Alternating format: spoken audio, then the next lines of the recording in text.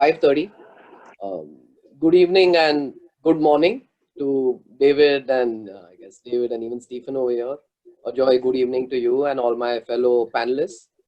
So our topic for today is the way forward for the industry post-COVID. It's I guess what's on everyone's mind, heart all day long since we are all in this unfortunate lockdown. So the letter C has always played an important role in the world of diamonds, as they have been identified with the four C's: cut, clarity, color, and carat weight. Two more C's have been added this year: coronavirus and a probable cure, chloroquine. And the two C's which we thought was relevant today for our session was clarity of thought and character. And that's what my fellow panelists have. And as they have shown through the many ups and downs that they have seen in their lifetime, and we are hoping that in the next 60 minutes, all of us get some valuable inputs from their experience globally. Introducing my friends, we have David Tait, who was appointed CEO of the World Gold Council in February 2019. During his 30 years in the financial services industry, he has worked for a variety of reputed firms like Credit Suisse, UBS Investment Bank, Goldman Sachs, to name a few, and then built considerable asset management experience. David has raised over £1 million by climbing Mount Everest on 5 occasions. So, that's amazing. Ajoy is currently the CEO of Titan's jewellery business that houses iconic brands such as Tanishq, Mia, Zoya, and Carat Lane. Prior to this role, he was responsible for strategy and new business incubation at Titan for 5 years and was tasked with nurturing and launching Titan's new business fragrances brand Skin and Indian ethnic women's wear retail brand Tanera. He is an alumni of VJTI and IIM Calcutta. Stephen Lussier needs no introduction to, I guess, everyone in this audience. He joined De Beers in London in 1985, and he assumed responsibility for the international consumer and marketing division as a whole in 1993. From 1995 to 2004, he worked with the Diamond Trading Company. In 2009, he became the CEO of Forever Mark and became Executive Vice President of Marketing for De Beers Group in 2012. He holds an MBA from Columbia University in New York and a BA from Boston College in the US. David Kellie, the DPA, the Diamond Producers Association, has appointed marketing specialist David Kellie as the new CEO effective from December 2019. Kellie is an experienced marketer with a successful track record at various consumer brands, including 14 years at Ralph Lauren. He was most recently with Watches of Switzerland, an experience that provided him with valuable insights into the diamond category marketing. So we have a strategy expert, we have a consumer brands marketing expert, we have a diamond miner, we have a marketing guru, we have a banker, economist, and a mountaineer. So, what a splendid team we have here for your evening this Monday. I have segregated our session today into 4 broad parts. Firstly, the challenges that the gems and jewelry sector faces today. Secondly, how has the consumer changed in this new world that we live in? Thirdly, specific marketing initiatives that De Beers, Tanishq, World Gold Council, and the DPA will be taking in the short and long term. And fourthly, the outlook for the future. We will try and spend 15-20 minutes on every section, and I would request all panelists to respond with quick replies so that everyone gets a chance to speak and we have some time for Q&A with the audience. So firstly, a challenge is the sum of intuition and blind spots, a blend of facts noted and facts ignored. Keeping this in mind, what is the relevance outlook for our industry in this changing world? Most studies show that luxury will degrow by 30%. So I would request Ajoy to go first with this question. Hi, Ajoy. Hi, good afternoon to my panelists and all the audience members. Privileged and happy to be here. Thanks, Colin. I don't think I can do any future ball gazing. That is left for experts and consultants to guide us. But every time you try to guess something, life has a habit of kind of throwing it around and tossing it the other way around. So I don't know what is the impact that's going to be. And very specifically, if you're looking at India, and for some of our Gujarati jewelers who are on board, अगर आप भारत के लिए देख रहे हैं तो कोई prediction करना गलत है, because I think India is a young country. India has a lot of optimism. in India, jewelry is directly linked to rituals, weddings, festivals. It is a deep cultural connect, which is established over 5,000 plus years. So jewelry is just not a product that is consumed. It is deeply connected with tradition, and it is almost, and gold is seen as pure and auspicious. Uh, so to me, making any prediction basis international benchmarks on how much luxury products or discretionary products can get affected for jewelry may be a mistake. I also think for weddings, as and when people are going to cut down on many of the extravagant spends that they have, be it on events, be it on specific ceremonies, and many things that have become part of the celebration these days, I think they will divert a little bit of that money and little bit more onto something which is serious like jewelry, because that is almost seen as the way to send your daughter away or to welcome your daughter-in-law in the home. So I think jewelry has got deep connotations in India, besides the investment value of gold that it brings in. Okay. So to me, any prediction is a little hypothetical. And I think people's energies and enthusiasms will change the moment you come closer to festive season in Q3, where a lot of these weddings may have got postponed. Okay. On that positive note, David, what do you feel? You have a I'd like perspective on various markets. So what do you feel? So I mean, I'd like Ajoy, and like everybody else, it's impossible to predict the next 6 to 12 months. Who knows where we'll be? That's more in the field of scientists to define, what will happen to the virus. I know we're going to talk a bit about the consumer later on. I'm always the most optimistic person in our industry, I think. I have the ability and the remit to look longer term, whereas everybody's trying to manage the short-term crisis. But I remain very optimistic. I came into this role only 3 or 4 months ago. Very optimistic. I think it's an incredible category. I think it's hugely under-potentialized, and I felt that coming into this role. Didn't know we were going to come across this stumbling block, so soon in my tenure. But feel that the medium to long term of the category is, it should be strong if we get it right collectively. So I always feel guilty being optimistic when people are suffering the challenges they're going through at the moment, but I see no reason why the consumer shouldn't come back, why the consumer shouldn't fall in love again with diamond jewelry. And and I look forward to those times when we can make that happen. Okay, so on that optimistic note, Stephen, my next question is to you.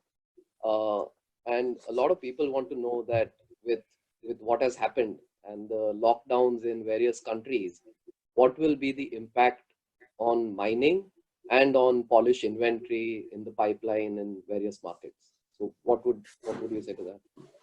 I think what makes this COVID-19 impact so exceptional in our history is it's hard to find any other example where, in effect, our industry in much of the world, from mining through the cutting centers into retail in our major markets, particularly in America, has simply frozen. We've never really had an experience quite like this before. We've had economic downturns where mining production has continued through that. Inventories have built up. People in the cutting centers have carried on producing probably longer than the level of or in volumes that were beyond the level of retail demand, which was slowing, and retailers were buying less. And you get into that cycle. This is very different. This is where virtually everything is halted in the short run. You would have seen the De Beers operations across Southern Africa and Canada affected slightly in different ways, but the big operations in Botswana and South Africa, the big mines, are currently not producing. They're in a managed care and maintenance state, and that's clearly reflecting in some ways the reality of lockdown, but also the reality of our major cutting centers in India are also in similar situation and have no need for for rough, and retailers locked down as well in America aren't buying. So we're in this world of sort of frozenness.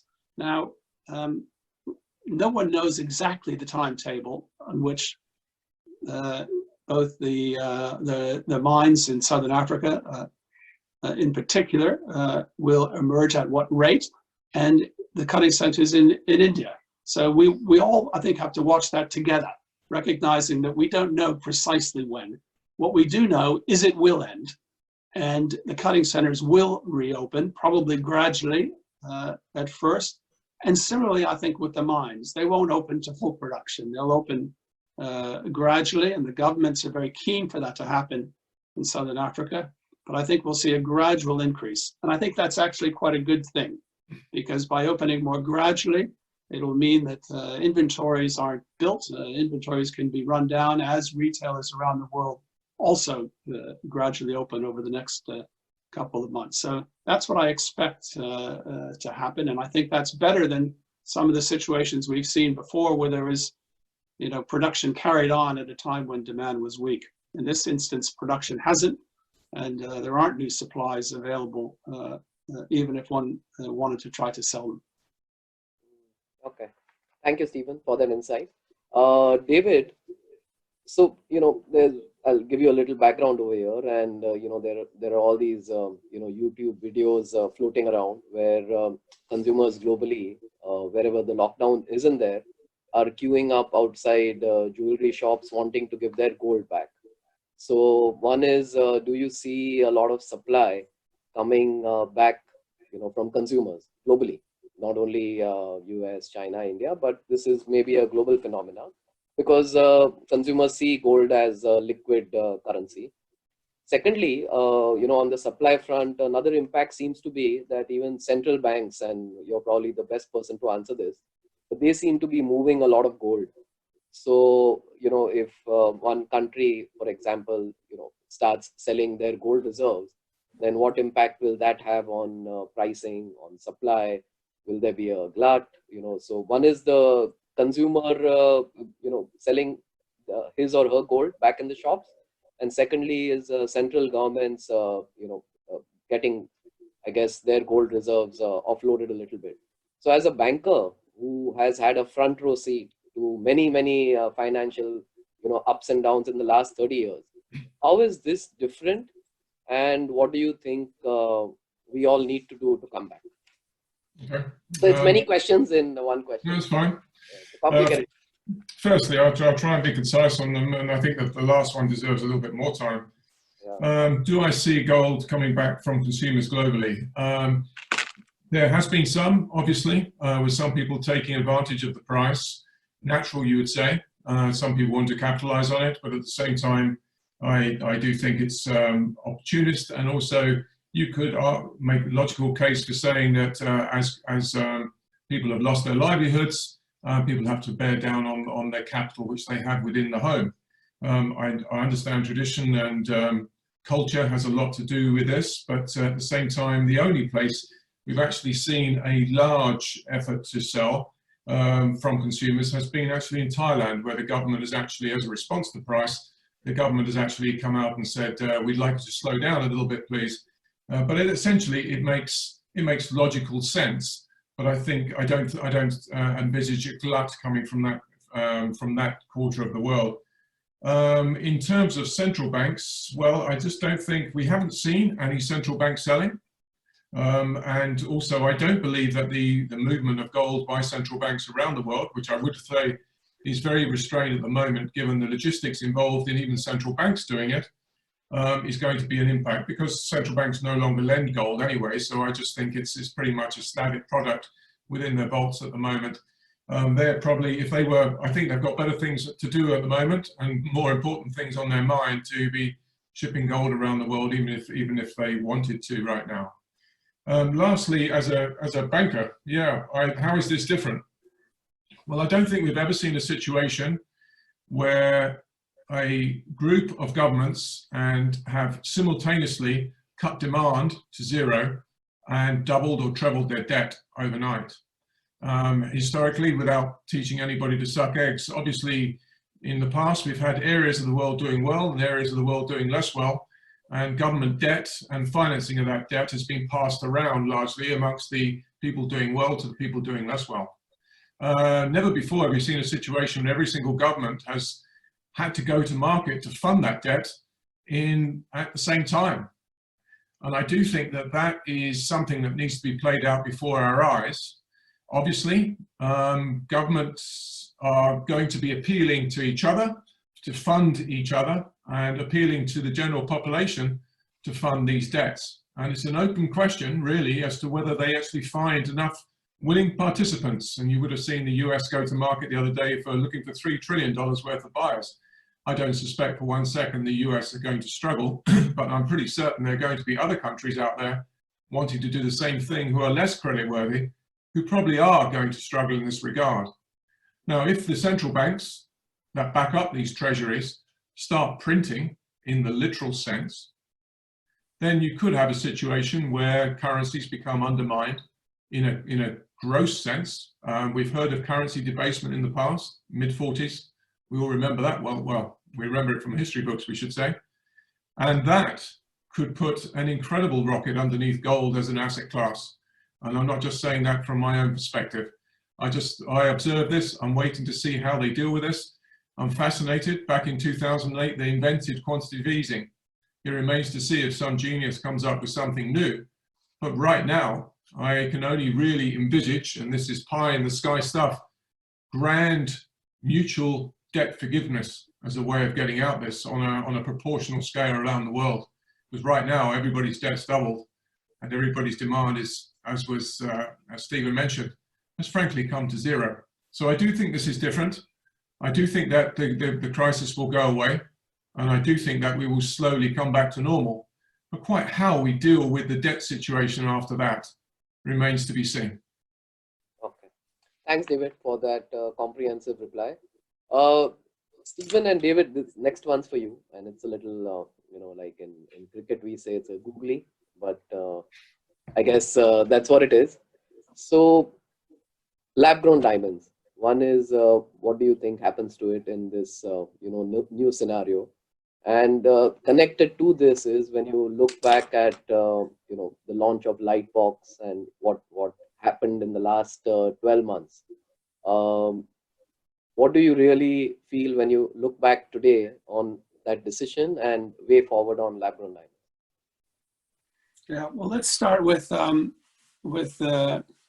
what I think the impact is. And clearly, all sectors of the jewelry business have been frozen now. So it doesn't matter whether you're in the natural diamond market or you're in, the gold business, the lab-grown business, the synthetic rubies, emeralds, you're all stopped. So at the moment, it's impacting everyone. I think and again, one is studying now how consumers will be impacted. And we're going back and looking at other times of how their choices around products have been impacted by different crises. And again, what makes it so difficult is this one is rather unique, at least in our lifetime. But nonetheless, you try to draw some conclusions from it. And a few things that we do see to be true of prior crises, and from some of the data we're gathering on consumers' attitudes now, is that a few things will emerge. One is that there tends to be, after a crisis of this sort, when it comes to spending, a retreat toward authenticity of product. And in prior events, we talked about things like fewer and better things. And so people tend to buy fewer things, but they tend to think more about what those things are that they're buying. And I think a product like a natural diamond, which has stood the test of literally centuries and has a feeling of having that intrinsic and inherent value, should be well positioned versus any product without that strong sense of timelessness and value. So I think as consumers emerge, that will be good for natural diamonds. I think the other two things that we see that should help us as a sector is around the way in which people prioritize emotional relationships through this. I mean, if you're on Instagram or Twitter or following that sort of social media world, you can see a lot of people focusing around what is really important when you go through particularly economic impacts like this, but particularly a health one. And that focus on what's really important are your family and friends and your relationships. That provides opportunity for a product which is inherently associated with that emotion. So I think when we talk about marketing later, I'm sure that's something that will come up, but I think that's good for us. And the other thing we see when people are denied the ability to buy something for a while, there tends to be a pent-up release. So, you know, there are opportunities in the self-purchase market, I think. And we're seeing a bit of that. We'll talk a little bit later, I guess, about China and what we're seeing, but we're seeing a bit about that now in China, where women buying self-purchasing diamonds as they've come out of the lockdown, and other luxury goods for that matter, have been surprisingly strong the last few weeks. So I think that's really where we'll see natural diamonds. I mean, I think the Lightbox story, it's an old one. De Beers continues to believe strongly that there are two entirely different product categories. One is about precious jewelry, real jewelry, things that are timeless, that endure, that you keep, that you value. And in that world of fine jewelry, our own view is that natural diamonds are the only thing that will stand the test of time. We also think that there's a large market for low price, fashion-orientated, decorative product. Today, it's very vast in volume. It tends not to use diamonds in any significant role. It tends to be other semi-precious stones and other synthetics, and that there is an opportunity for the lab-grown product, but it is, in our view, in that sector, and one that doesn't compete. Over time, like we see today, we don't imagine that that will be what the future is, and that these products will be very differentiated in very different categories and very little overlap. So you continue to have the same view you had last year, that it's a different product category and there's a different customer for both. Yeah, and I think you need to take a view of time. You know, we're not, the product hasn't matured as a product category. And so what we see now, I don't think will be what we're seeing 4 or 5 years from now. And we continue to take the view that in the long term, LGDs continue dropping in price, which we expect to carry on, and that they will in time be similar to what we see in the synthetic rubies and emeralds market, where they're at about 10% of the price, and they live in an entirely different world, in an entirely different distribution channel. It doesn't mean that that's how it starts in the beginning. It's a new thing. People are interested, but if you look forward and you forecast what happened in other synthetic markets, and you look at that in our market, there's no reason why it won't follow that course. Thanks, Stephen. So coming to the last question, you know, in this in the challenges part of our panel discussion. So David, this one's for you, David Tait. There's a lot of rumors that the 1 kilo gold bar may not be available in the short term because refineries have been in shutdown. So is there any truth to that? If yes, then what is the World Gold Council going to do? Because a lot of our manufacturers, I mean, they don't buy in tons, they buy in kilos. So, you know, is the smaller denomination 1 kilo bar going to be available? Well, we have once a week, we have a meeting with LBMA, and we also have a meeting with LBMA and also all our members once a week, which runs to some 45, 50 people. We've been constantly reassured that there's no refining issues. There were 2 or 3 refiners who closed down that sat on the Swiss-Italian border a while ago, but they have reopened. And so as far as we're concerned, as far as LBMA is concerned, there's no shortage of gold or 1 kilo gold bars. The only place in the world where there has been extremely high demand for kilo bars has been in Switzerland, and it may have given the sense of there being a shortage, but that was literally a combination of that refinery issue that was there at the high point of the Italian COVID situation. But apparently, no, there is no shortage. And like I said, the WGC and LBMA confer for a very long time, once a week, aside from that. And we also have a second call once a week with all the World Gold Council membership. And Ruth Crowell from the LBMA brings the opinions of all the bullion banks to it and refiners to that meeting. So we're pretty much on top of it, but no, there's no shortage. Okay, thank you. So we'll come to the consumer part of it. And since most of you all are marketing experts, so the consumer is obviously changing. That's a given. After this lockdown, it's going to be a new consumer out there. And what we see, and even me personally, and I'm sure for all of you all, this has been a time to reflect, and we're all looking for more meaning in our life. Meaning is strength, and our survival as an industry may depend on us seeking and filling that need. At least that's what we feel strongly. So, David, Kellie, this one's for you. Has the consumer changed in the short term and in the long term? In your valued opinion, what do you think the change is? How has the consumer changed in the short term and long term, to the best of our knowledge today? Based on what we know today. Yeah, I mean, I'd reiterate a lot of what Stephen said in terms of where we are currently. I think a lot of the trends that were happening before the current crisis will just get faster and quicker, etc. And because there are a lot of trends there in terms of connection, in terms of naturality, sustainability, relationships, etc. But those have all of a sudden become much more extreme and intense during this time period. I think one area that that Stephen maybe didn't touch on so much is the idea of nature, actually. And I think up until now, although all the talk has been about sustainability, the actual consumer behavior hasn't necessarily followed with that. And I think, we're all hypocrites in terms of talking about the world and sustainability, but then we all consume in a crazy way. So I think there'll be much greater respect for nature, the fact that a crisis like this can touch everyone in the world, no matter where they are in the world, no matter, what they do, what their wealth is, etc. So I think there will be a much greater respect for the impact that us humans, when nature gets going, we can't stop it. So I think sustainability and nature and all things natural will become stronger. In the long term, I think, if you look at past crises, etc., the consumer tends to fall back into the way that we all behave.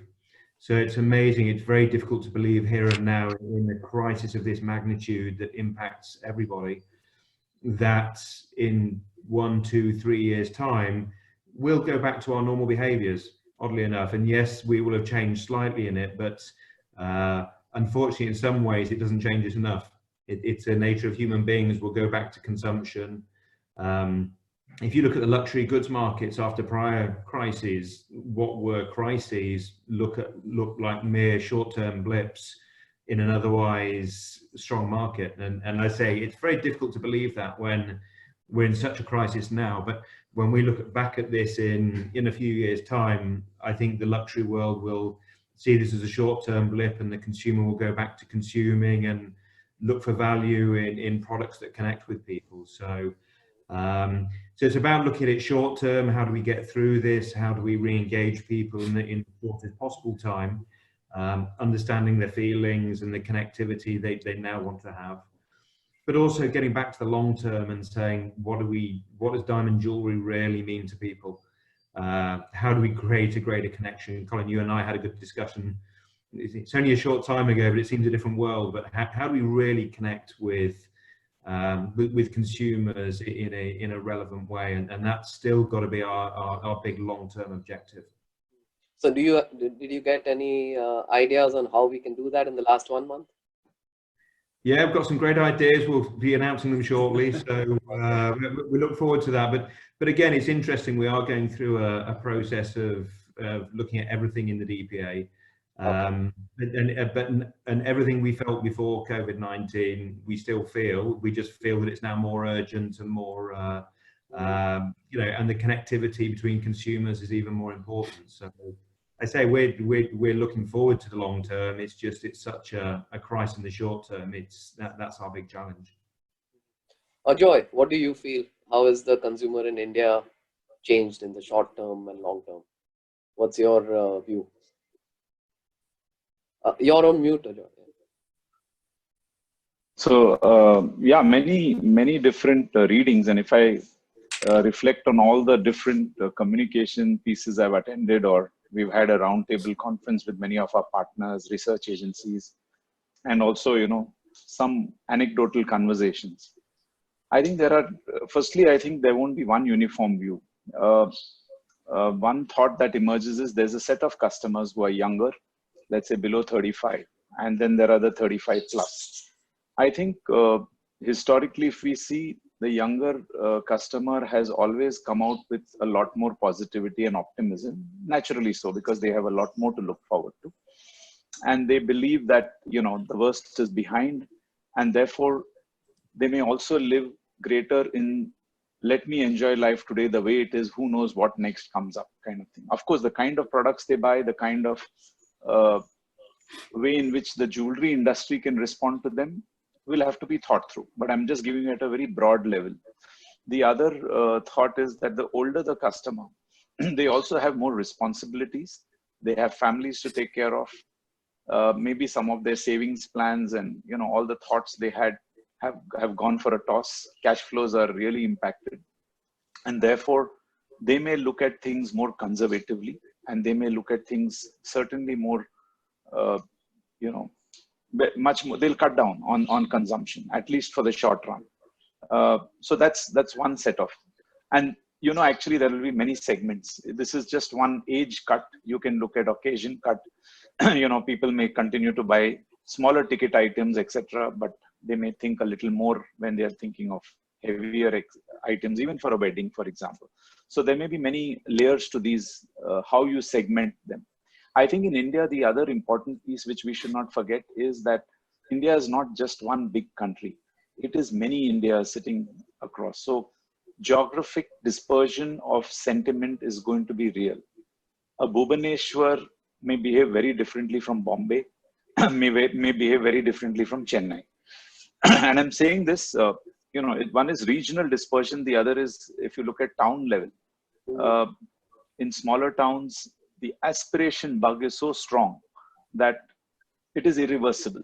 Having tasted blood, I will come back to it when I can, whereas let's say maybe in a Bombay or Delhi, which is already ahead on the aspiration fulfillment curve, they may view things slightly differently. So there is a geographic cut as well. I think a couple of things certainly I resonate with some of the panelists who have said. By and large, I think this event is going to impact a lot of people personally. And it is also because, not just because of, let's say, health or life related issues, but also to livelihood and this whole impact of economic stoppage. So one is, has it affected me personally? And two, what is the period of time for which it has affected me? Is it a short 1, 2 week, 3 week period, or is it a few months? Okay. So the longer the period of impact and the direct impact it has on me, it usually has some habit changing behaviors. At least that's what the past has thrown up. Maybe we'll all forget about it and go into collective amnesia and, go back to consuming things the way David was possibly suggesting. And who knows, we are all kind of gazing in the crystal ball here. But I think there will be some changes. I think there'll be a set of consumers who will become much more conservative in their consumption. They may become more thoughtful in the way they make decisions. If not in the long run, at least in the short run, for the next 6 to 12 months, possibly. The second piece that I see is, when they do that, they will look for brands which symbolize authenticity. I think one of our panelists mentioned about authenticity. And I think brands and brands which are candid, brands which are trustworthy. I think there is when everything around you is uncertain, you want some anchors in your life. It could be tradition, it could be home and family, it could be gold for some others, it could be brands that whom you trust and respect in terms of not just what they say, but what they actually do. So brands will have to be more purposeful, and brands will also have to, in a way, do stuff, besides just telling people that they're doing stuff. And in today's world, I think people get to know who's doing what and who's not. The last point I wanted to share is the obvious change that I think everybody has already acknowledged is that this is the great behavioral change towards digital, which I think everybody is going to experience. I mean, all of us for a month are already operating digital. We have, in our minds, we have already cut travel costs and internal conference costs by 50%, not just because it's going to be a challenging year ahead, but because we know you can be as effective, if in fact sometimes more effective, if you don't have to spend that energy and time for travel. Well, So look at this panel discussion, Ajoy. We would have never done something like this. We have, yes. So I think customers getting used to behaviors like buying groceries at home, or even, tomorrow they'll buy jewelry at home, convenience, whatever you say, that's habit changing. And therefore that is certainly there. And the last piece I think is people will, I like the idea about nature. And I think the way I look at it is, I think some of us will get it and some of us may not. We don't know. As Dr. Yuval Harari says, I don't know what humanity will do.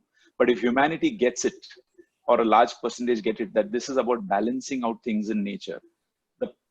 If we continue to exploit the planet and nature the way we do, I think we are headed for a bigger hit very shortly.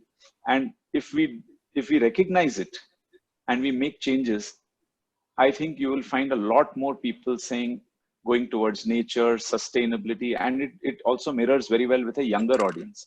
So you'll have to kind of marry these trends to see what can happen in your market, in your respective area.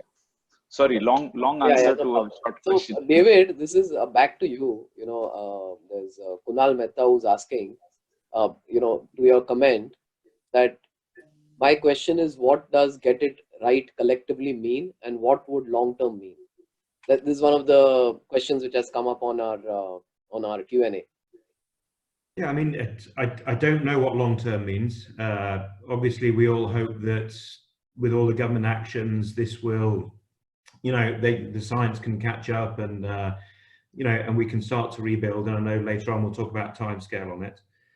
I think collectively is putting the consumer first. One of my observations from coming in from outside the industry is that we do a lot of talking. We're very focused on supply chain, etc. But the consumer and being close to the consumer is what matters. And the strength and authority with which we come out of this crisis will depend on how much we put the consumer first, and particularly a new consumer, a younger millennial consumer that, honestly, we haven't been good at communicating with.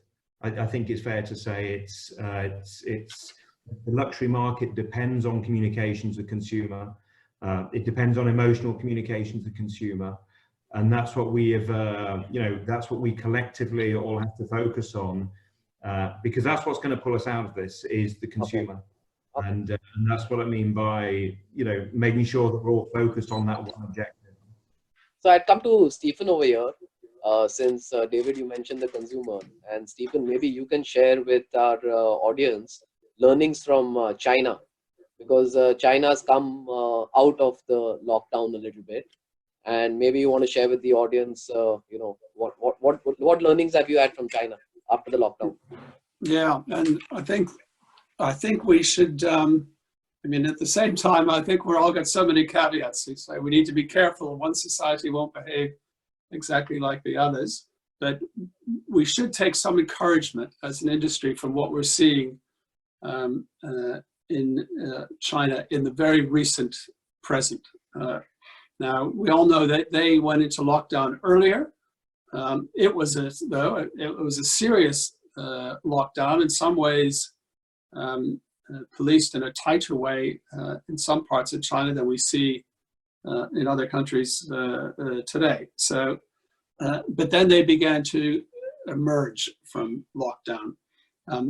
They were hit as hard as everyone else. I mean, at the peak of lockdown, I think the big stores, were 90 to 95% shut across the country. So, and even those that were required to stay open, there was nobody in them. There was nobody in the malls. So business disappeared in a dramatic way, like we're seeing in the West. As they began to emerge from lockdown, we saw a gradual improvement in the business through the month of March, with the second half, with as we entered into the second half, more of the doors being now reopened, traffic coming back moderately, not quickly back to where it was, but moderately back as people got used to the social distancing rules in place. Now in April, actually we see the diamond jewelry business in mainland China is pretty good. And we're only a few weeks into it. What do you mean when you say pretty good? Well, we're running, we're seeing from some of the big jewelers and we're seeing from our own brands that China, DJ sales in China in April are above what they have been a year ago, April. So we're seeing growth again. Now, some of that's pent up demand that couldn't happen over the last month. And so it comes back in, and we may see that tailing off a little bit as people get through the first sense. But what it teaches me about it is a bit like David said, people are resilient and they still desire the things that they did before the lockdown. And we're seeing that there are some lessons though. We're seeing more self-purchase in the beginning. What that tells us is that this is women who wanted to buy and couldn't buy so easily through the process are ready to buy again. And we see that mirrored not only in diamond jewelry, we're seeing that in other luxury goods in China. I think the other thing we learned a little bit is... So there's nothing to worry, Stephen. Yeah. If China has anything to go by, there's nothing to worry. Well, there's always lots to worry, but at least there's some hope, huh? And I think that the lessons that they've learned in reopening retailers are very big lessons, I think, for retailers in India and companies in India as they reopen, because there's a lot we can learn by how you operate in an environment where COVID hasn't disappeared. It's just under control in China. And so we see the steps they're taking in terms of temperature checks, in terms of masks, in terms of gloves on retail salespeople, in terms of putting in social distancing, things that make customers comfortable to leave their home and go to your store and to feel that you're treating them in a safe way. And so I think we should all be learning those very specific steps that retailers are taking in China to create that confidence amongst the consumer in an environment where COVID isn't over. It's still there. It's just managed. Okay. Thanks, Stephen. So I guess we've covered the diamond part a little bit, retail in India, retail in China, good positive news that China is coming back. Coming to you, David Tait, is so gold. And that's the, I guess, billion dollar question or the gold question is gold is at an all-time high price and it continues to climb up. So generally consumer psychology in India, in where gold is very much an investment, has been that they wait for a week for the gold rate to come down a little bit before they buy, because they always feel that there'll be some kind of correction. So what do you see in the short term and long term over here? Should the consumer buy today? Should the consumer wait? How important, and I guess connected with this question also is that how important is the Financial Market Standard Board and how relevant is the retail gold investment principle in today's world? So maybe you want to answer that in a little where pricing, should the consumer buy, and is the retail gold investment principle relevant in today's world? Since you're very actively involved in that. So yeah, okay. So the first thing, just to back up a fraction, I think, to explain this, I think we're at a pivotal point. We're at a bit of a knife edge here, where we decide, well, we will discover whether whether on the one hand we fall into a depression because retail demand declines so much, we don't come out of the recovery like we expect. The levels of debt and unemployment force us into a depression because this is unprecedented. And if the other side of that knife edge is if we recover to a sufficient extent, despite the fact that there will be reduced demand, almost by definition, we all probably agree across the board, reduced propensity to consume going forward, at least for an indefinable period. Either way, I do think that both those scenarios, at least with gold as an investment vehicle, as opposed to a luxury item, I think gold as an investment vehicle will probably benefit in both scenarios. In a depression, I do think you're going to call into question most financial systems and most means of financial transactions that we've come to know and love. I think they will look dubious in the depression scenario. And I do think that gold as a financial instrument, whether it be gold-backed ETFs or anything else, is going to look particularly attractive in that regard. I do think that in a recovery, in that context, gold will also look good, as long as that demand doesn't outstrip the way it was before COVID, which we don't think is going to happen as a consequence. So I think people will start to question the long-term viability of the financial system, and they will ask some serious questions. The questions could revolve around, were there policy mistakes leading up to this? What are the social impacts on this? If it went particularly bad, is there likely to be social unrest? Was there a generation waiting to say, not again after 2008, how you can't do that to us twice?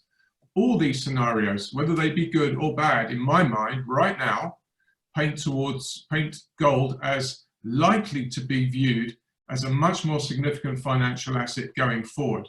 Now, in that context, I wouldn't call it an alternative investment. I would just say that, as we're seeing in China and other areas of the world, gold is starting to be included as part of a financial portfolio.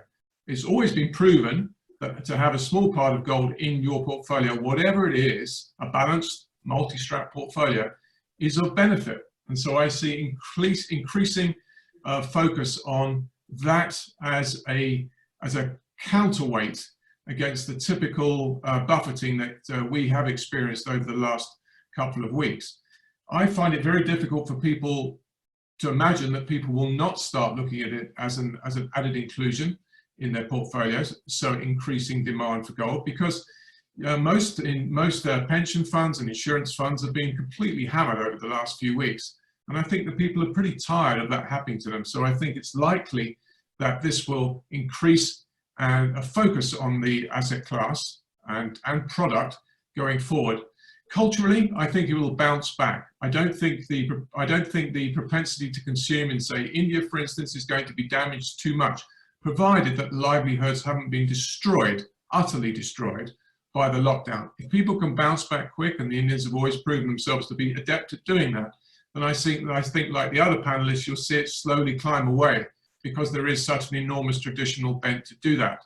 But I think what is in addition to this is what, as I've tried to describe, is going to be this added incentive to trade it as a financial instrument, as an offset to typical portfolios that we've had till now. So I expect demand to increase in a financial scenario. So quickly onto FMSB. The FIC Market Standards Board is a body that's been set up to try and reevaluate and take a really good look at the OTC, over-the-counter markets throughout the globe.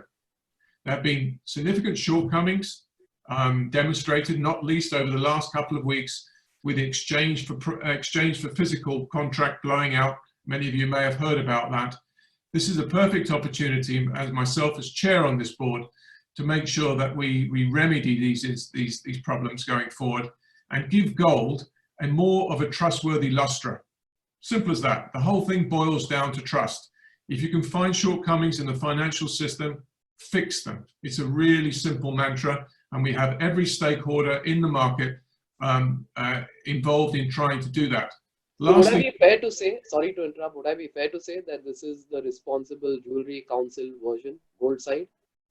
Essentially, it is a body of stakeholders that have come together, all the bullion banks, LBMA, World Gold Council, and a bunch of others that have come together to try and take a good look at the market, paint a picture of what perfect looks like, and then remedy any shortcomings. Simple as that. And it's all about raising trust and efficiency. So the retail, lastly to finish, the retail gold investment principles are hugely relevant right now, especially as it pertains to retail gold marketing. Many of these stakeholders in India, as you no doubt are aware of the fact that the market could be, or the transmission mechanism, or the value chain can be improved. Okay. And I would say at this point, as demand is largely frozen, as we've had to demonstrate it, now is a perfect opportunity for people to take these principles on board and build a market, or a rejuvenated market, in the image of these principles, which are, there are great ways of doing business. There are trustworthy ways of doing business. There are principles you can operate under. Or there's the alternative, which doesn't get anybody anywhere. And so I think in this broad context, as we climb away from this, this is a perfect opportunity for the entire value chain, front to back, to adopt a higher standard of product, principles, conduct, right the way across the framework. And I think this is, you know, a perfect moment. Okay, so further to that, you do agree that even at this price, gold jewelry is a good investment buy? I would say absolutely, because in my personal opinion, and it is a personal opinion, I think there are far too many pressures in the market and far too many questions raised about the levels of debt currently, which you've just seen governments create. Corporate debt, personal debt, mortgage debt now, short, you know, non-performing loans out there that make gold look a remarkable prospect for the future in both a consumable form, but most specifically in a financial products form. Okay, so now we'll jump into the next segment, which is marketing initiatives. And you know, based on even the questions that we're getting on the chat, everyone is keenly interested to know what marketing we are going to do. So logic will always get us from A to Z, but imagination will get us everywhere. So what, I guess the panel, the audience, and I guess most of our viewers across the world, they want to know what specific initiatives will there be in the short term and long term on the diamond front in India and the US. So this is for you, Stephen and David Kellie, and they really want to know specifically that when the lockdown opens, what are you all going to do first 1 quarter and maybe long term 1 year? Yeah, So I think whoever wants to go, Stephen or David, whoever. Yeah. Sure, I think it's a really interesting question, and the way in which we're planning, we sort of see there being three, I guess, phases to this. And what I'm careful is not predicting exactly when we'll move from one phase to the other, because I can't predict what governments will do around the length of the lockdown. All I know is that there will be a period when it ends and people come out, and there'll be another period when they get over the initial shock and they're in a different phase. And my own view is that those will play out more quickly than people think, but we'll have to see. I think they'll play out in 2020, all three of those phases. In the first phase that we're in now, marketing your product in a promotional way is probably not A, very cost effective, and B, potentially even damaging to your brand. People don't want to, in a lockdown health crisis, want to hear you promoting in a very commercial way a luxury product. So in this first phase, we're really focused on communicating, as I think as an industry we need to do, brands and the industry, those things we're doing as social good within the context of the COVID-19 crisis. So what are you specifically doing? And we've been testing on our social media different consumer reactions to different messages. The ones that are most overwhelmingly positive at the moment is what is De Beers and the diamond business doing to help this problem? And very, very positive reaction. Why is that important? Because it makes people feel positive about the brand and positive about the category for when they come out. You're one of the people helping, you're not one of the people taking advantage. So that's the first area of social marketing. In the second phase, I think and I'm echoing a little bit what David Kellie said earlier, what I think will increase, and you'll have to do more marketing around to make the category relevant and any brands relevant, is this broader contribution to the world. I mean, I think that brands and product categories have to be seen, not specific to COVID, in a much more longer term way. How are you helping in the world? And for me, you know, particularly that's around the natural world and the good that diamonds bring to the places from where they come. And there's going to have to be more marketing on that. And then I think the third area, and I should reassure you that you know, while it's a tough time for all companies, very tough time for all companies right now, including De Beers, you know, our mines aren't operating, we're not selling. You know, we remain committed to our marketing expenditures when we come out of COVID, and they remain in our budgets. So we're looking to be strong in marketing when we exit. And I think the real task here is to remember that two things. One is that people still want to dream. They still want to have positive dreams for themselves. And while they're not focused on them right now, they will when they emerge. And so we need to sell effectively the dream that is Diamond, the meanings that it brings to you. And I think the other thing that I really feel strongly about is that when you go through a crisis like this sort on the health, particularly the health related, and you come out of it, and you're with your family, and your family has come out of it, you feel grateful, and you want to celebrate something. You want to celebrate that you have around you what is most important to you, and you want to feel lucky, and you want to mark that in a meaningful way. And so I think that you'll see more marketing from De Beers that focuses more on the emotional joy of celebrating life in the context of your emotional family. And that's where our initiatives will be. And actually, I feel quite positive about the way in which they'll be received. You need to get the tone right. You need to be very careful around tone and messaging now. But the reality is that our product does stand for what people will want when we all exit this strange world that we're in today. Okay. David, you have anything to add to what Stephen said? Yeah, I mean, obviously Stephen and I spend a lot of time talking about this, so you'll have to forgive us if we share the same conclusions. Okay. A couple of things I'll answer, Stephen. So I'll ask you another question then. I'll give you a couple of specifics, so Colin. One is that we have set up in the US and in the UK with other industry bodies the jeweler support network to help the retailers to find the resources they need to be able to get through the crisis. And then secondly, we've set up a consumer group with the same group that is Support Your Local Jeweler, which is to tap into that emotional connection between the consumer and their local retailer. And so we've spent the last 3 weeks working on this. We are getting social stories back from retailers. We think that, like restaurants and other local business partners, there is a great affinity and reputation that jewelers have built up. So we've done a lot of work from that perspective. And then the other big thing I would say is digital. Again, we as an industry have not done a great job of communicating through the digital platforms. And that is where this audience is now consuming, whether it be social media, websites. This young female audience is just about all digital. And again, I mentioned it earlier on about getting closer to the consumer. We're all on this call are guys. We've also got a lot of amazing female talent in our industry, and they are very close to the consumer.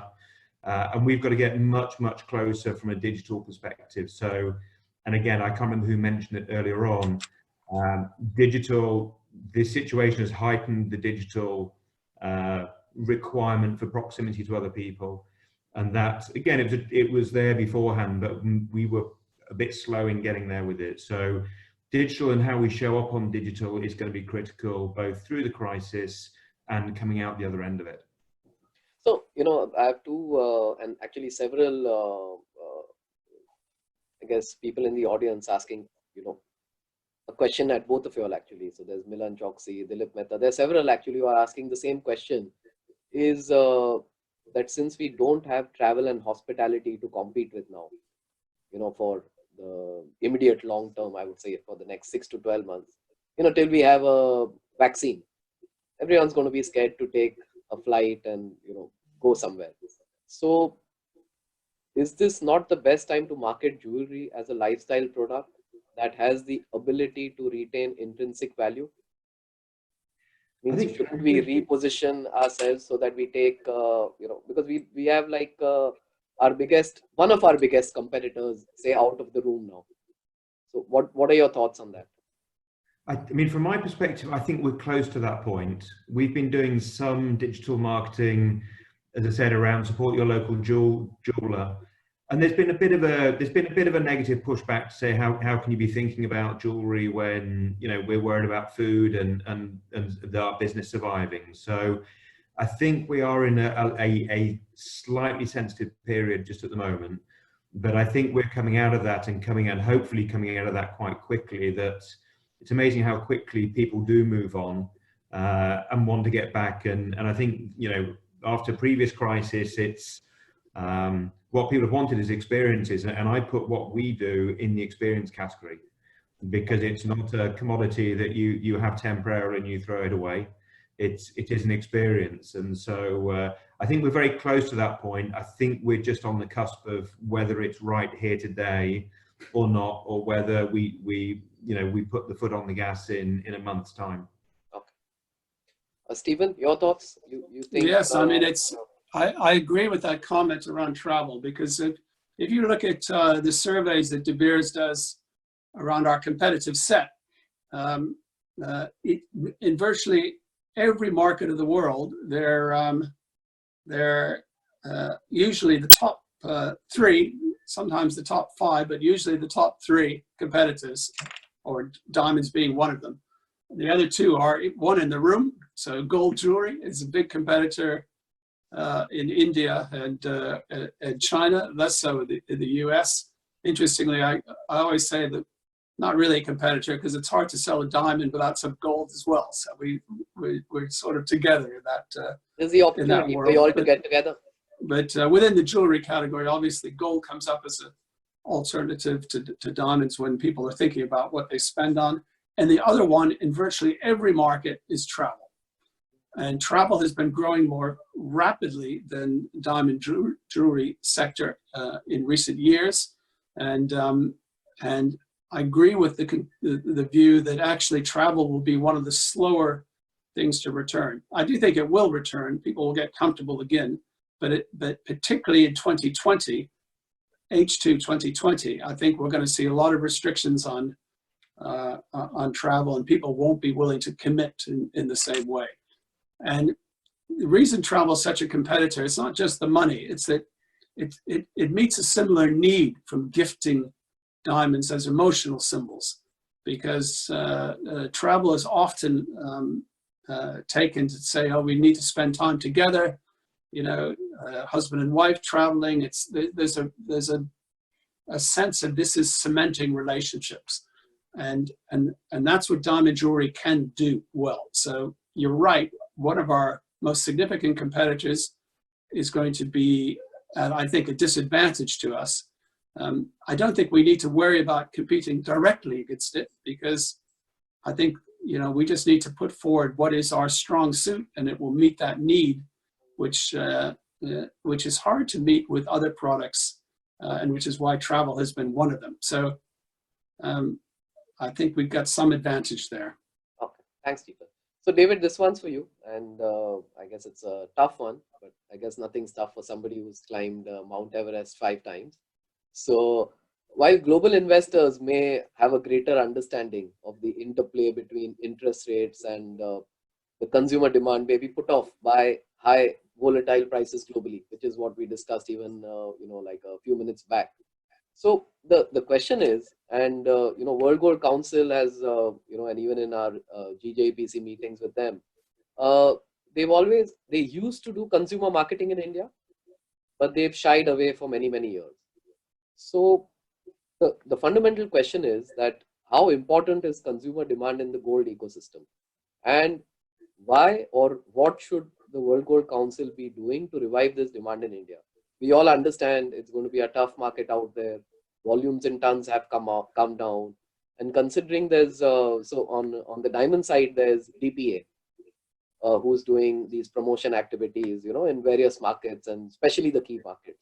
But World Gold Council, considering India is such an important market, all are, I've got this question and it's running even on our screen right now, that will World Gold Council do anything to promote gold in India? Well, I think, just going back to where you started, I think people are more likely, this is a personal opinion, more likely to be put off buying gold by global events than the price. I think the impact on their personal circumstances is going to have a greater impact than the absolute price. I know that might sound like a contradiction in terms, but I think their degree of security, their willingness or propensity to consume and spend that extra dollar on what one would consider, at least in the Western world, a luxury item. I know it's somewhat different and traditional in India to understand that. I do think is going to be governed by their sense of well-being and safety.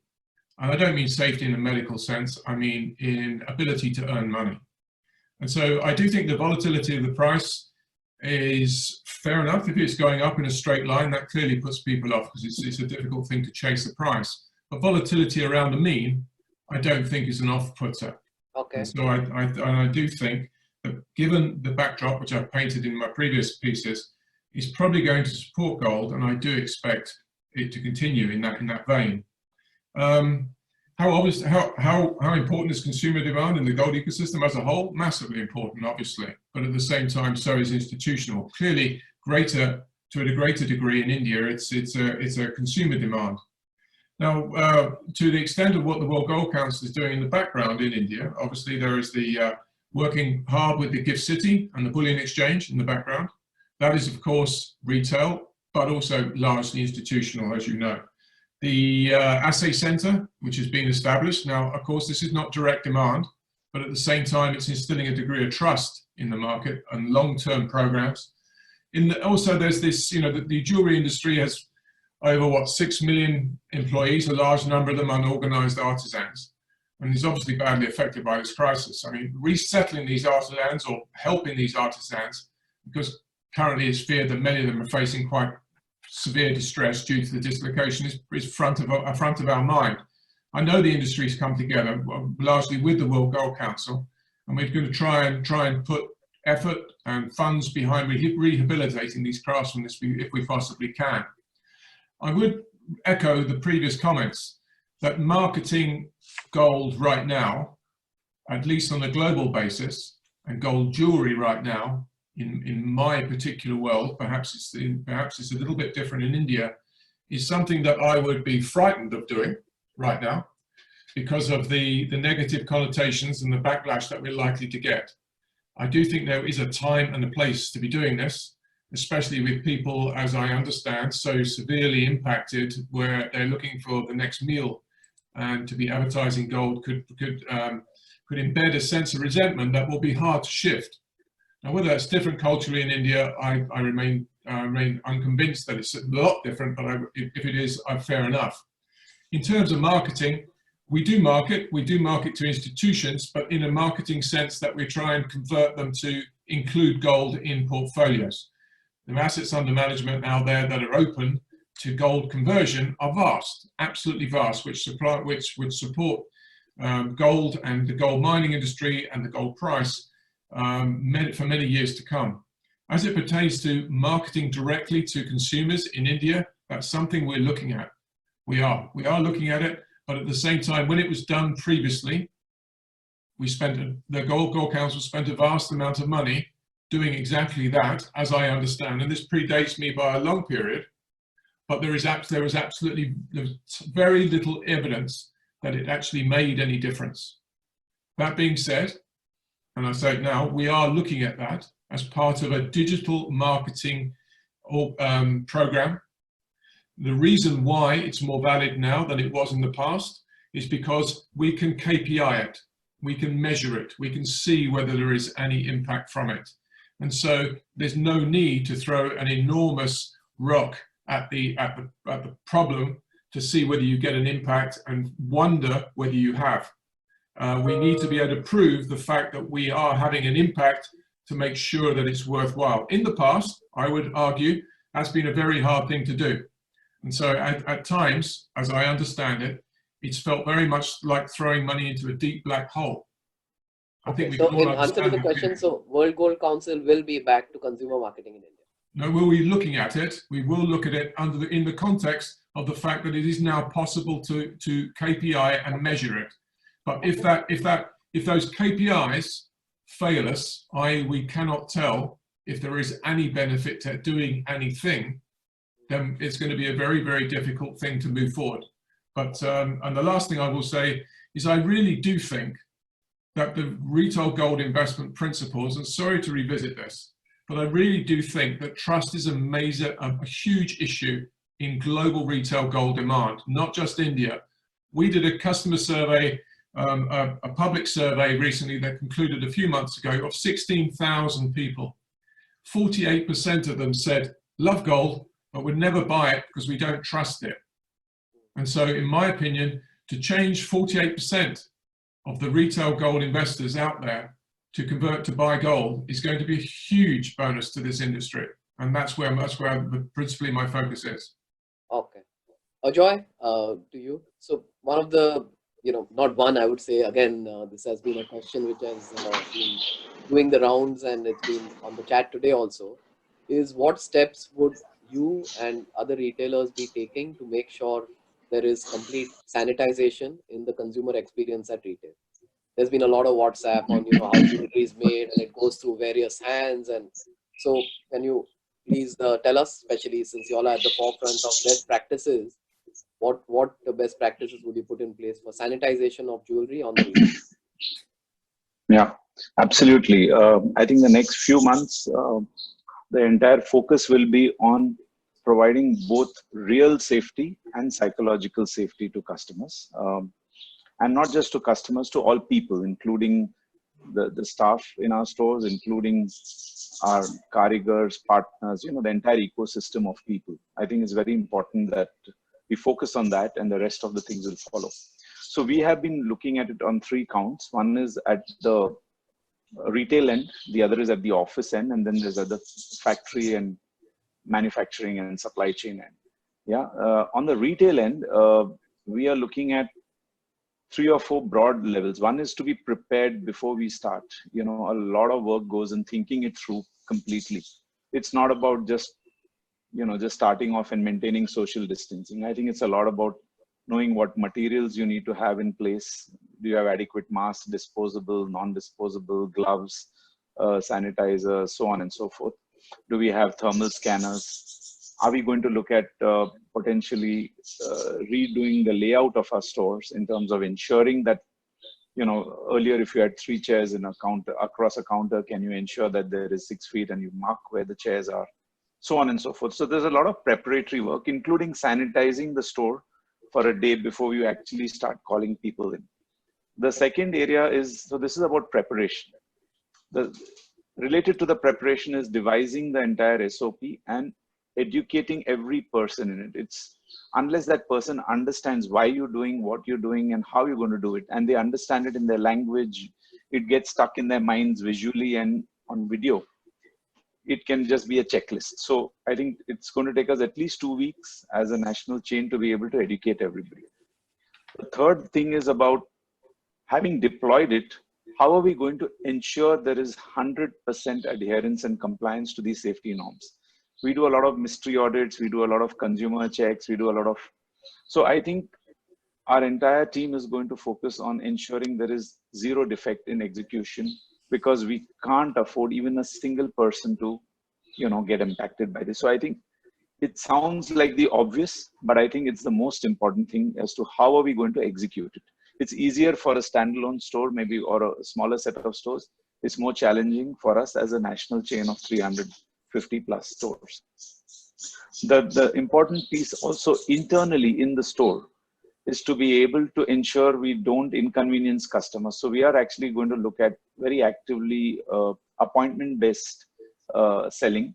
It's not that if somebody walks in, you will refuse them, but you would encourage appointment-based. And if the store is empty or can accommodate 1 or 2 extra people who have walked in, sure, it will be taken care of. But the more we are able to do appointment-based selling, the more we are able to help people shortlist products, maybe online, and then thereafter, maybe minimize the time they need to spend in the store.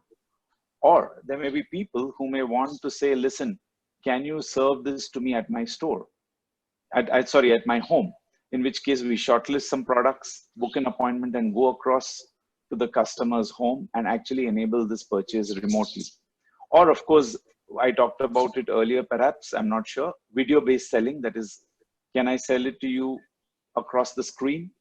Maybe shortlist products, if nothing else. So there are many ways in which we can look at customer safety and convenience And in a way, thinking through that entire spectrum as to how we will ensure this is 100% safe is the most important piece.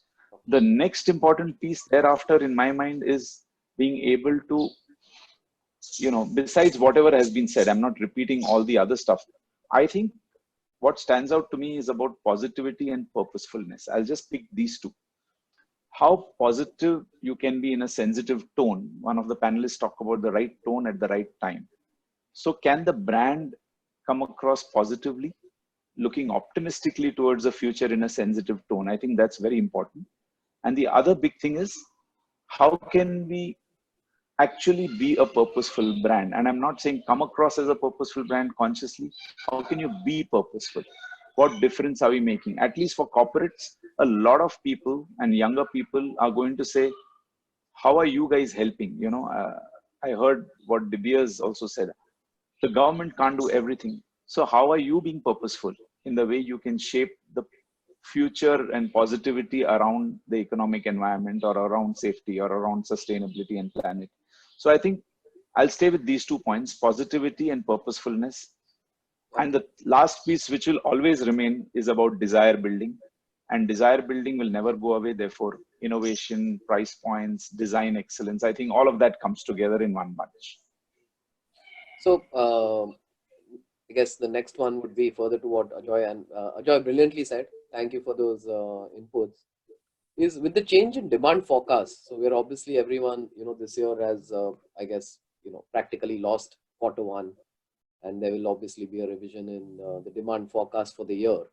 So the question which a lot of our viewers want to know is, how will a retailer, miner, a body like DPA, WGC, means how will everyone act in a responsible manner to take care of the entire supply chain rather? Because there's a lot of I guess in our pipeline there's manufacturers, there's small manufacturers, large ones, traders, jewelry manufacturers, and everyone's a little worried that post lockdown what happens to them. So it's a tough question, but it's one of the questions over here. So anybody, I guess anyone can go, whoever is. I would, if you don't mind, I would Sure. do this one. I think there is I think this is an opportunity, if people were brave enough to, at least, if I'm talking about my own supply chain in particular, from the mining community right the way through to the other end, which is the absolute retailer at the far end, is an opportunity for their people to come together and be slightly less partisan than they have in the past. I think there has been, by definition, we're a competitive industry, an awful lot of glee at the, or schadenfreude at the success or the failures of others along that supply chain. It's a natural competitive thing that we do have, and that's explainable. I do think that the industry as a whole, the gold industry as a whole, has an opportunity to come together and view itself as one complete overarched chain, completely joined up, each cognizant of each other's responsibility to each other as a part of that chain. As an example, there's no point the mining industry putting the refiners out of business and there being one refiner, because then that mining industry is going to suffer, and vice versa. It doesn't make sense. But I do think this moment in time, in order to perpetuate the whole supply chain, I think everybody along that supply chain has an obligation to try and look left and right along that supply chain and have conversations and be realistic about things, and see whether there is an opportunity, without sounding too charitable about it, but just be aware of the fact that if one piece of this supply chain falls down through too much vested interest, everybody's going to suffer at this point. I think this will be to the long-term benefit of our industry as one, and I would suggest many others, that we come together and act as create a representative body. WGC, for instance, represents the miners, but essentially there's a whole chain that needs to be working together to make this work. The second thing is, I think that speaking personally, the miners are obviously working strenuously to look after their own communities in each of the centres in which they operate. Clearly, the mines themselves, which clearly provide enormous amounts of support to certain indigenous areas, and they're working very hard. For instance, Anglo turned over 3 of its hospitals to local areas, to local authorities the other day. These are small things, but huge things in the various centres, which is sort of obvious for any company in any complexion, whether it be gold or any other product, to be doing. And last things, I do think that we have an opportunity right now to make sure when we do re-establish ourselves, and as we re-establish ourselves, to make sure that we adopt the principles, the RGMPs, the responsible sourcing, all the ESG principles that we have waved the flag for so very long. This is an opportunity for everybody to prove themselves in this regard, and I've heard it echoed in earlier part of this call. And I just think the whole communities around us will benefit, and it's an opportunity for each industry to show how much it's worth in each of these communities as well. We've longed for an opportunity to show that we're valuable, other than digging something out the ground, as one example. And we need to take this opportunity to wave this flag. Okay, well said, David. So you're feeling the opportunity is to come together and do something. Yes, absolutely. As I would even without this crisis, I just think this is a perfect opportunity to do so. Stephen, Sanjay Shah, Diamond Panel convener, wanted to know if there was a message that you wanted to give the entire diamond trade in India, what would it be? I think the most important message to the diamond trade is to have confidence in the diamond as a product with real value. I was thinking as I was listening to the last question that, in a way, what has De Beers done in order to support the chain here, the full value chain? I think there are probably 2 key areas, and one is quite important to, I think, what gives those players in the natural diamond business in India should give them confidence that they'll come through this. And that's that as a leader in this sector, De Beers recognizes that it's important that there are not being sold diamonds of which there are no market. And so, while our mines have closed, the big 3 mines have closed at the moment, they will reopen, but they'll reopen with an eye in future to really what is the demand.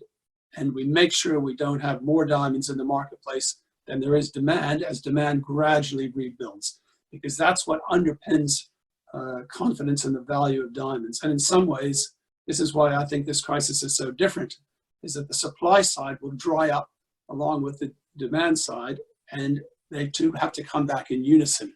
And that will provide confidence to the value of diamonds. And I think the second area where De Beers in particular has to play a role, particularly in its support of the DPA, but its own initiatives as well, is that we have to make sure that we do those things to create demand in H2 to make sure that diamonds get their fair share of consumer expenditure as they come back. So I think, showing, as we've done right from the beginning of the downturn with our own clients, ultimate flexibility in the way in which they purchased rough diamonds from us. And I think that's helped a lot to make sure that rough diamond stocks are not high in the pipeline, and that as there's no new production, they're not going to get high until there's demand. And that's my main, I think, message is have belief in the value of diamonds. Don't be undermined by seeing news around very small players tendering goods when there is no market, and those prices being below what they perceive as below market. There is no market. So none of that information is at all reliable and doesn't relate to what will happen when the major players are selling diamonds and the market has resumed. Be confident. Okay, so be confident, keep the faith. David says, come together. David, Kellie, what do you feel? What's your message to the diamond trade? Yeah, it's as you know, I'm confident, I'm optimistic. Just don't know what the timing will be. But I see the consumer as being the answer to 99% of the challenges in an industry. If the consumer demand is there, then all of the other challenges go away. And when you look at the history of luxury goods in general, the LVMH group, the Kering group, the success they've had in luxury over the last 20 years is incredible. And that's by being confident. It's about being close to the consumer. It's about being in the world of digital. And that's why, you know, as a DPA, with great support from the mining community, with the support of all of the other partners, yourselves, Colin, as well, it's so important that we build the trust, the emotional connection with diamonds and diamond jewelry. And if we do that in the right way, and we do it at the right phasing, the right timing, the right level of investment, I'm super confident in this industry. I'm new to it. I think it's an amazing industry. I think it's an amazing product. I think we need to do more in the way of innovation to make it relevant. But I really am confident in it. I'm frustrated we've got this period of time at the moment, but that's outside of all of our control. But I'm excited by it, and think we can do great things. It's just the timing of it is the big question that none of us knows. But I think we'll look back on 2020 as a blip, you know, a tough blip, one that's hurt a lot of livelihoods. But I think when we look back on this in a few years' time, if we get it right, it will look like a blip on our growth chart, as opposed to you know, a fundamental change in where we should be going. So you feel it's the consumer which holds the key, and we have to get him back, or her back rather? Yeah, I mean, if it's not the consumer, I don't know what it is, to be honest, Colin. Okay. We are, you know, we've got a lot of, you know, a complex supply chain that affects all different people, but ultimately it's the consumer. We're selling to the consumer. They're the ultimate consumer of the product. If we forget about her and him, then we can continue trying to address the industry problems, but they're not going to go away. Meanwhile, if they fall in love with diamonds, and they, you know, self-purchase or engagements or for any occasion, we can easily and quickly pull our way through this as soon as the crisis is behind us. Ajoy, what would your message be to motivate employees, vendor partners, everyone in the pipeline? So I think many of us, we can choose to respond with anxiety and panic, or we can choose to respond with a certain sense of acceptance and calmness. Okay, I think very many of us on this panel actually are very fortunate and very privileged that we are not having to struggle for our day-to-day existence. We are better off than many other people. We are blessed. Yes, our cash flows are under pressure. Yes, there are worries and anxieties as to what's going to happen to all of us, what will happen. I think, you know, if we were to just view things away from what is going to happen to me and my business versus what can I do to help people who need to be helped at this point in time. It could be your employees, it could be, you know, it could be people in your community, neighborhood, whatever. I think this is a time to focus on others, because if you do the right thing, over the next 3-4 months, don't think 1 year ahead, look at it for the next 2-3 months. All the good work that you've done in the past, all the savings of the past, and all the positivity of the future, you can borrow from the future and you can leverage your past, and therefore do a meaningful present. You know, so I think I'm finding human beings are at a fork. You can choose to act out of insecurity, scarcity. How much can I secure for myself? How much do I protect my cash flow, wealth, etc., and my profits for the current year or the current 6 months? And on the other hand, the other side is, what can I do to others? And I'm sure it'll come back to me many times over. It may sound philosophical, but frankly, we have no other option. Nature has pushed us into a situation where you can only think about the present. So personally, I think I'm looking at it, you know, 1 month at a time, 1 quarter at a time. Anything beyond a quarter, it's foolish to think. But at the same time, it's important that we direct our attention in the positive side of the fork rather than the panic, anxiety, fear, worry, self-centeredness of the fork. Sorry, sounds like a lot of yarn, as they say, but that's what I would, it's my personal view. Okay. So for Stephen, David and David Tait, one of our, there's a Derek Palmer who's asked, can De Beers and DP and WGC provide written positive messages which can be quoted and used to communicate and amplify further downstream through the supply chain to maintain industry and consumer confidence? Is that possible for you all to? Yes, I mean, from my perspective, I mentioned the tie-up with LBMA, the calls that we have weekly. No, they want written positive messages, which we could share in, with industry at large. Yeah, well, we are as an industry coming together to do these things, and obviously we put out a combined response to the EFP blowout, market blowout. But yes, you're dead right. We need at this time we need to give confidence to consumers, whether they be retail or institutional. You're dead right.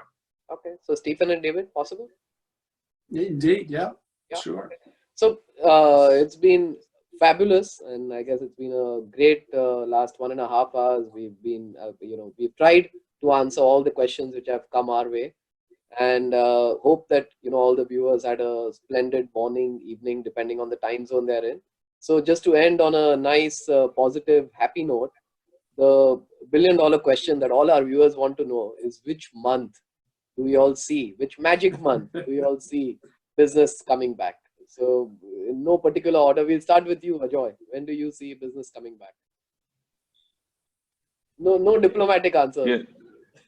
Nothing diplomatic about it. I wish I knew. To be honest, I'm in the same storm or the boat. I was hearing some stuff. We're in the same boat, maybe not in the same boat, in the same storm. Okay. So I don't know. I think it's very important to recognize that it's forever. So whether it is 3 months later, whether it is 6 months or 9 months, I don't know. But I would like to still pin my hopes around the festive season of Diwali and Q3, because so we'll be back at Diwali. I don't know. I think hope is very important for humans to feel positive, and therefore you must hook on to something which at least gets you past the next 3 to 6 months. Okay. Thereafter, David? I think we can see how to survive the remaining 6 months. Okay, David, Kellie, what do you feel? Yeah, and I'm closer to the US and probably Western Europe. For me, September. I think. Yeah, US will be back in September. I think so. I think schools, whether or not schools will go back before the summer, and therefore I think there'll be a gradual return to work. I think parents, there won't be school camps, so some parents will be at home. But I think science will have caught up a fair way by September. So I'm confident that. I'm not confident. That's a crazy word to say. No, that's a perfect word to say. You're confident that America is going to be back in September. I'm incredibly confident in my wrong answer of it being September. Okay. David, Tait? I think clearly the wave has gone across the world. I think the wave seems to be 75 days long. I think the government, especially the UK, despite it saying it's going back early May, is going to be end of May. I think it's another 75 days, whether we like it or not. Okay. I think trying to second guess that's crazy. I would say that in that context, each region of the world is going to have a different start date dependent on that 75 days. But I would say that it's too early to, well, put it this way. I think the geopolitical uncertainties that are emanating from this problem are too large a magnitude to be able to predict with any great confidence a day at which we all come back.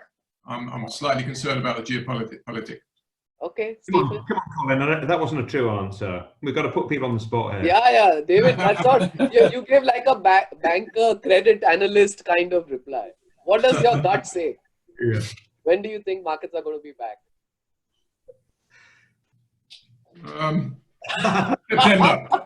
September, I think he's right. September, because I think the US will accelerate. The US will come back quicker than we expect because of the policy over there.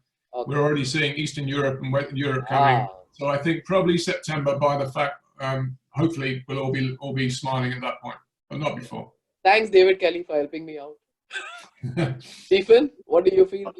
No, it means I get the last word, huh? Yeah, I'm always. not going to disagree with all these experts here. But I think that let's look at where our key markets are. Huh? So, U.S., China, and India are on together well over 3/4, nearly 80% of the world's sales of diamond jewelry. So that's what counts for us. China already on the way back. Now they got to manage the issue, but and there's no normalcy until there is a vaccine for this virus. But we can see that things will approach a new normal and business will happen there already. America, they can't keep in lockdown for months and months. You can see already the issues that they have beginning to emerge there. I think we'll see, what am I planning on? I could be wrong, but I can see the beginning of the reopening of stores and the rest in June. Business will come slowly back through that period. And I think really what we're focusing on the industry is being in a position to compete strongly in the Q4 in the US, the end of this year. And we mustn't let this fourth quarter pass, because I think there will be business to be done and we need to win our fair share of that business. And there are economic scenarios. Still, the central scenario is that the fourth quarter should be a reasonably decent fourth quarter. Now, I recognize, because of the making up of the lost sales in part, I recognize that there are upside scenarios to that and there are downside scenarios to that. But I think we should plan as an industry to be able to compete effectively in Q4. And India, there are probably better people with more knowledge than me about the timing of India, but I think we'll see resilience in the retail sector in India, given particularly that there's lots of smaller independents who are in a good position probably to be quick in responding, where it's much harder for some of the big chains to do the same. So I think that we should expect to be playing for real in the fourth quarter of this year for sure. So on that happy note, we'll be back soon. And thank you, Stephen, Ajoy, David Tait, and David Kellie for your time, taking time out on this day. And I hope all the viewers enjoyed it. Thank you, everyone, and bye-bye. Thank you. Bye-bye now.